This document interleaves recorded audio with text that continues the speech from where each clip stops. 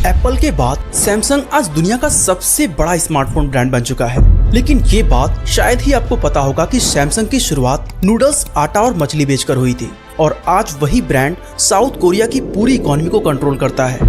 ये बात बहुत ही कम लोगों को पता होगा कि सैमसंग ने स्मार्टफोन और होम अप्लायंसेस के अलावा ट्रांसपोर्टेशन, हेल्थ केयर, रिटेल और पब्लिक सिक्योरिटी जैसे सेक्टर्स में भी दबदबा बना रखा है। लेकिन आटा और मछली बेचकर इतना बड़ा एम्पायर खड़ा करना, वो भी इतने कम समय में, अगर तरीके गलत हो तो कुछ भी पॉसिबल हो सकता है।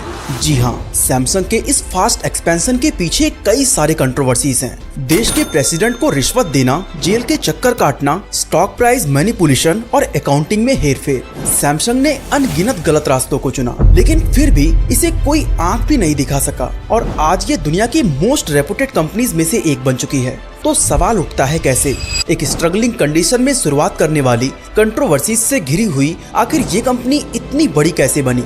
आइए डिटेल में जानने की कोशिश करते हैं।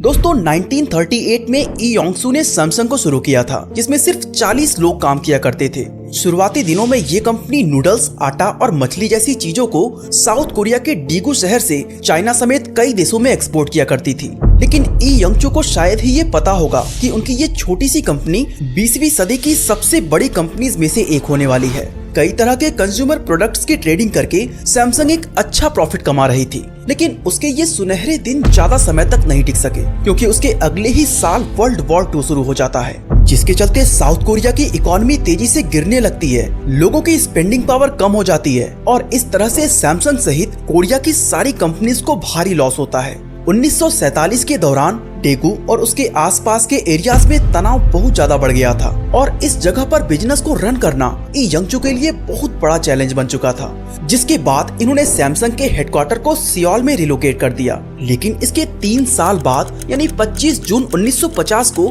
नॉर्थ कोरिया ने साउथ कोरिया पर अटैक कर दिया, जिसके बाद ई योंगचू को वो जगह भी छोड़नी पड़ी।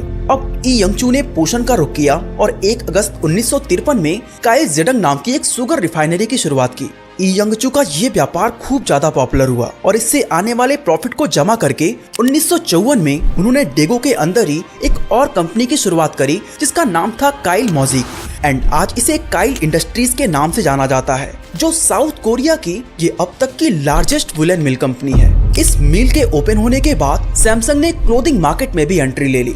इस समय तक ई योंगचू एक्सपेंशन को लेकर काफी अग्रेसिव हो चुके थे, लेकिन ये सब पॉसिबल हो पा रहा था सिर्फ सिंग मैंग री की मदद से, जो साउथ कोरिया के फर्स्ट प्रेसिडेंट थे। अब सवाल ये उठता है कि इस कंपनी में प्रेसिडेंट का क्या रोल है? तो एक्चुअली वो सिंग मैंग री ही थे, जो उस समय वॉर की वजह से मिलने वाले इंटरनेशनल एड को सैमसंग और इस जैसी बड़ी कंपनीज के ऊपर खर्च कर रहे थे। साथ ही इसे कंपटीशन से बचाने के लिए उन्होंने बाहरी कंपनीज के ऊपर रेस्ट्रिक्शंस लगा दी थी। सरकार की इन्हीं मेहरबानियों की वजह से लेट 1950s के दौरान ई योंगचू ने कोरिया के 3 कॉमर्शियल बैंक को खरीद लिया था। साथ साथ वो सीमेंट, इंश्योरेंस और फर्टिलाइजर के सेक्टर्स में भी काम करने लगे। सैमसंग ने सरकार की तरफ से मिलने वाली इन अपॉर्चुनिटीज का इतना ज्यादा फायदा उठाया कि वो उस समय साउथ कोरिया का चौथा सबसे बड़ा बोरोवर बन चुका था और उसने इतना बड़ा एम्पायर खड़ा कर लिया कि शुगर रिफाइनरी को एक्वायर करने के 1 डेकेड बाद सैमसंग अब कोरियन पेनिनसुला का मोस्ट पावरफुल ग्रुप बन चुका था। अब सैमसंग ने तो डोमिनेंस कायम कर ली थी, लेकिन आम जनता के हाथों से रोटी कपड़ा छीनने लग गया था, क्योंकि जो रिकवरी फंड्स गरीब पॉपुलेशन को अच्छी लाइफ देने के लिए भेजा जा रहा था, उसे गवर्नमेंट धड़ल्ले से इन कंपनीज के ऊपर खर्च किए जा रहे थे। इसके चलते गरीब लोगों को बेसिक सुविधाएं भी नहीं मिल सकी और उनका लिविंग स्टैंडर्ड गिरता चला गया। मैक्सिमम लोग अंडर डेवलप्ड एरिया में रहने पर मजबूर थे और सर्वाइवल के लिए उन्हें एग्रीकल्चर पर डिपेंड रहना पड़ा। इन चीजों को देखकर लोगों में इतना गुस्सा भर चुका था कि साल 1961 में वो री गवर्नमेंट को उखाड़ फेंकते हैं। अब नई गवर्नमेंट से सैमसंग को पहले जैसा सपोर्ट तो नहीं मिल सका, लेकिन इसके एक्सपेंशन में कोई रुकावट भी नहीं आई। इसी बीच 1968 में ई योंगचू के सबसे छोटे बेटे ई खॉनी को भी सैमसंग में शामिल कर लिया गया, ताकि वो बिजनेस एक्सपेंशन में मदद कर सके, और हुआ भी कुछ ऐसा ही। 1960s ये ऐसा समय था जब टेक्नोलॉजी के फील्ड में कई सारी नई रिसर्च हो रही थी और इस फील्ड से जुड़ी हुई कंपनीज का फ्यूचर बहुत ज्यादा ब्राइट होने वाला था। ऐसे में ई योंगचू ने सोचा कि क्यों ना बैंक, शुगर और फैब्रिक जैसे फील्ड से हटकर टेक्नोलॉजी में भी पकड़ बनाई जाए। इसी सोच के साथ ईयर 1969 में सैमसंग ने टेक्निकल फील्ड में भी दांव खेला और इसी साल सैमसंग इलेक्ट्रॉनिक्स की शुरुआत की गई। इस तरह से नवंबर 1970 में इस कंपनी ने अपना पहला टीवी लॉन्च किया था और सैमसंग का ये टीवी इतना पसंद किया गया कि 1981 तक इसने 10 मिलियन से भी ज्यादा ब्लैक एंड व्हाइट टीवी बेच दिए थे। ये कंपनी के लिए एक मैसिव सक्सेस थी। लेकिन उस दौरान ई यंगचू के लिए सबसे बड़ी प्रॉब्लम ये थी कि टीवी मैन्युफैक्चरिंग के लिए उन्हें कई सारे कंपोनेंट्स दूसरी कंपनी से खरीदने पड़ते थे, जैसे कि इलेक्ट्रोमैकेनिक्स, कॉर्निंग और सेमीकंडक्टर, और ये इतने महंगे होते थे कि टीवी की ओवरऑल कॉस्टिंग बढ़ जाती थी। इन प्रॉब्लम से बाहर निकलने के लिए ही ये 1960s के दशक में electromechanics, cornering, semiconductor and telecommunications के सेक्टर में भी घुस जाते हैं। इसके बाद सैमसंग अपने प्रोडक्ट पोर्टफोलियो को बढ़ाने में लग जाता है और 1979 में माइक्रोवेव, 1980 में एयर कंडीशनर और 1981 में कलर टेलीविजन की मैन्युफैक्चरिंग भी शुरू कर दी। फिर आता है साल 1882 जब सैमसंग ने अपना पहला पर्सनल कंप्यूटर लॉन्च किया था। इसकी पॉपुलैरिटी का अंदाजा आप इस बात से लगा सकते हैं कि 1983 यानी कि सिर्फ एक साल के अंदर सैमसंग ने 17,000 पर्सनल कंप्यूटर्स को बेच दिया था, जो 1988 में बढ़कर 2,05,000 यूनिट्स हो चुके थे।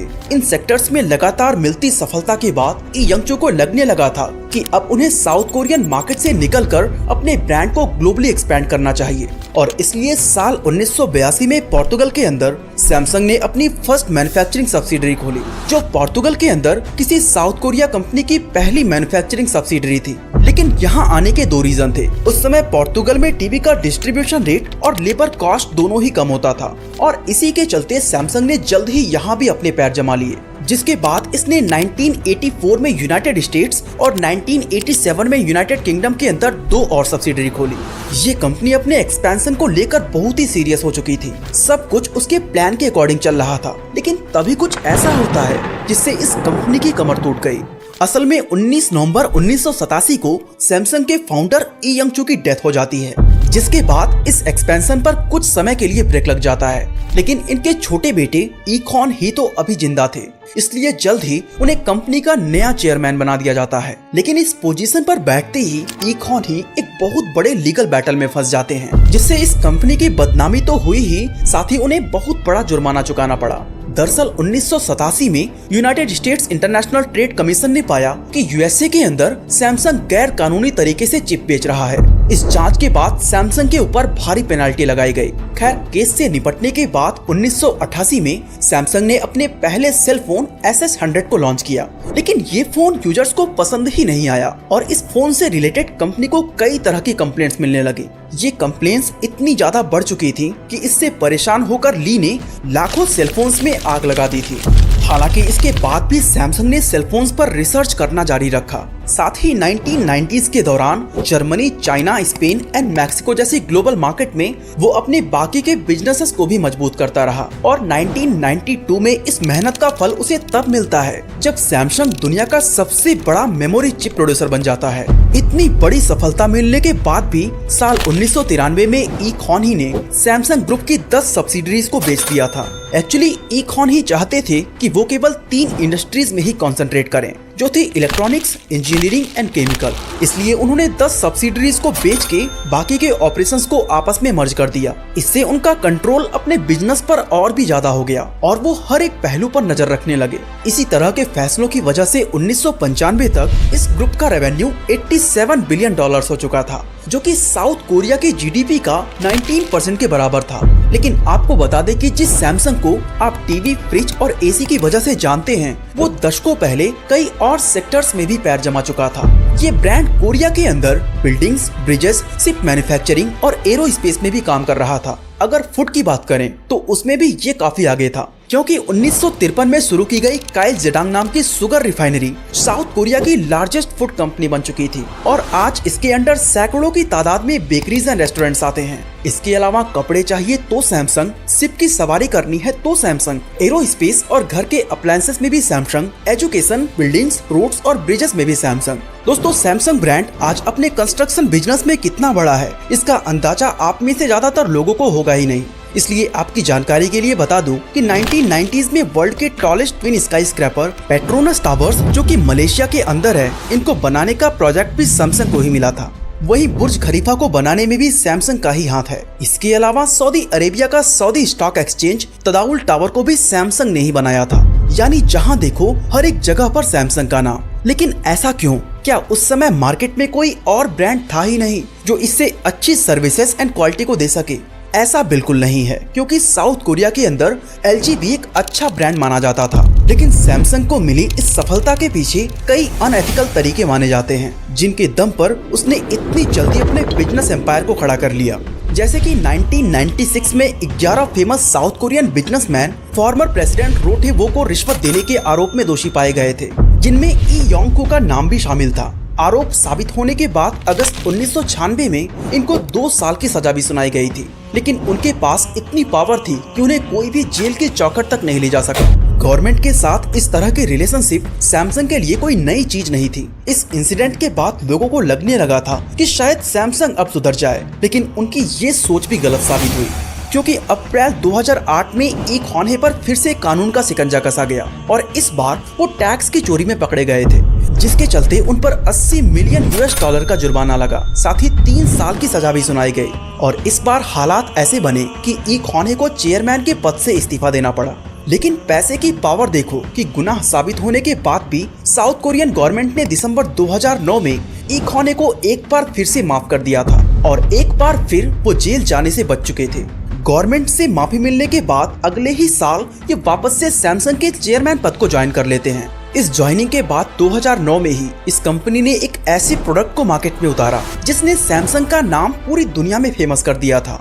हम बात कर रहे हैं सैमसंग का पहला स्मार्टफोन सैमसंग गैलेक्सी की, जिसे इसी साल जून के महीने में लॉन्च किया गया था। ये उस वक्त के पॉपुलर स्मार्टफोन्स नेक्सस 1 और HTC डिजायर को भारी टक्कर दे रहा था। हालांकि बीतते वक्त के साथ सैमसंग ने और भी स्मार्टफोन्स लॉन्च किए एंड आज भी लोग सैमसंग के स्मार्टफोन्स को कितना ज्यादा पसंद करते हैं, आई होप इसके बारे में आपको बताने की जरूरत नहीं है।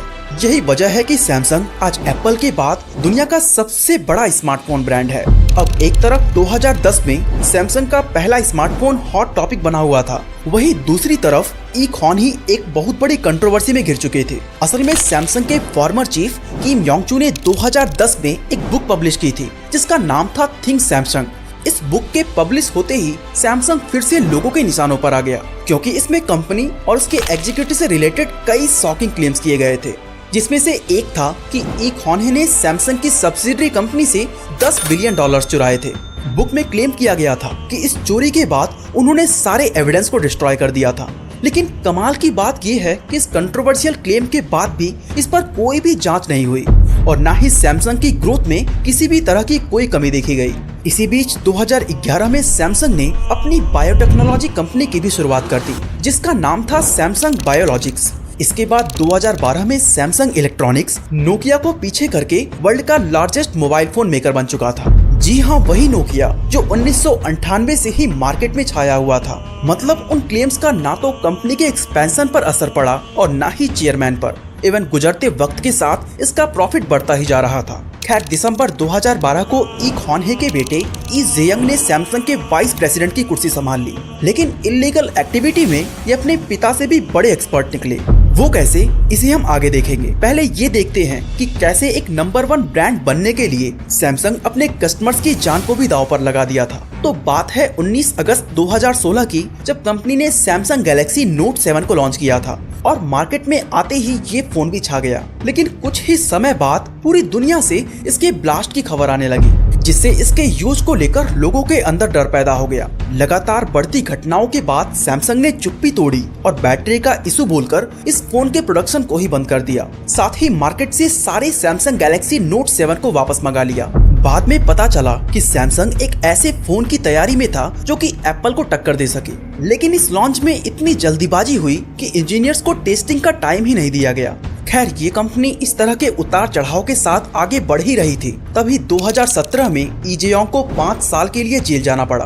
असल में ये भी अपने पिता की तरह रिश्वत देने के आरोप में दोषी पाए गए। हालांकि 5 साल की सजा के बावजूद ये 1 साल से भी कम समय में जेल से बाहर आ गए और इसकी वजह तो आप जान ही गए होंगे, पॉलिटिकल कनेक्शंस।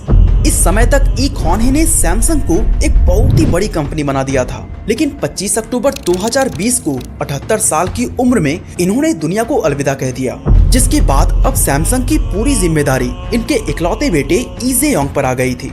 हालांकि पिता की मौत के सिर्फ 1 साल बाद ही जनवरी 2021 में इन्हें फिर से जेल का चक्कर काटना पड़ा, क्योंकि एक बार फिर ये घोटाले एंड रिश्वत देने के आरोपी पाए गए। इस आरोप के चलते सियोल हाईकोर्ट ने इन्हें 2.5 साल जेल की सजा सुनाई, लेकिन 7 महीने बाद ही अगस्त 2021 में ये फिर से बाहर आ जाते हैं। इसी तरह के लीगल और इलीगल तरीकों को अपनाकर आज सैमसंग साउथ कोरिया की इकोनॉमी में एक मेजर कंट्रीब्यूशन बन गया है। इसका देश की जीडीपी में अकेले 18% का कंट्रीब्यूशन है और देश के टोटल एक्सपोर्ट्स का 17% पार्ट्स सैमसंग के जरिए ही होता है।